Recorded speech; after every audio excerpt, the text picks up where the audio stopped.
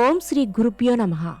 శ్రీ విశ్వావసు నామ సంవత్సరం ఆషాఢమాసం ఉత్తరాయణం భీష్మ ఋతువు కృష్ణపక్షం జూలై 17, 2025 గురువారం.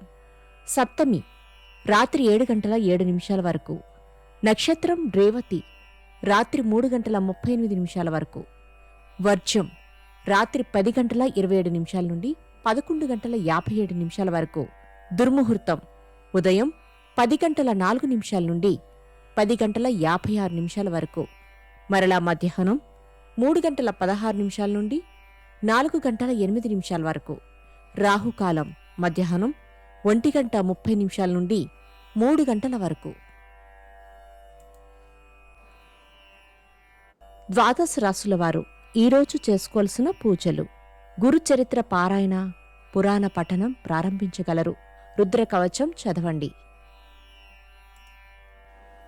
ద్వాదశ రాశులు. మేషరాశి ఆర్థిక వ్యవహారాలు ప్రోత్సాహకరంగా ఉంటాయి. చర్చాగోష్ఠులలో చురుగ్గా పాల్గొంటారు. వృషభ రాశి భాగస్వామ్య వ్యాపారాలలో అభివృద్ధి సాధిస్తారు. షేర్లు, భూముల క్రయ విక్రయాలలో లాభాలు పొందుతారు. మిథున రాశి సంఘంలో గౌరవం పొందుతారు. కళలు, రాజకీయ, సాంకేతిక రంగాలలోని వారు సన్మాన యోగాలు పొందుతారు. కర్కాటక రాశి బంధువుల నుండి విలువైన సమాచారం అందుకుంటారు. సోదరుల నుండి ఆస్తి లాభాలు పొందుతారు. సింహరాశి వాహనాలు, ఆరోగ్య విషయాలలో కాస్త మెలకు అవసరం. మిత్రులతో ఏర్పడిన విభేదాలు పరిష్కరించుకుంటారు. కన్యారాశి దీర్ఘకాలిక సమస్యలు తీరి ఊరట చెందుతారు.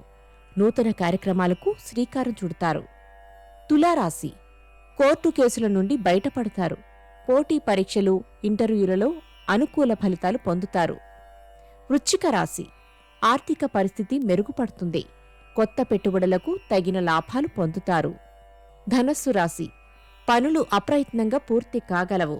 ప్రముఖులతో పరిచయాలు పెరుగుతాయి.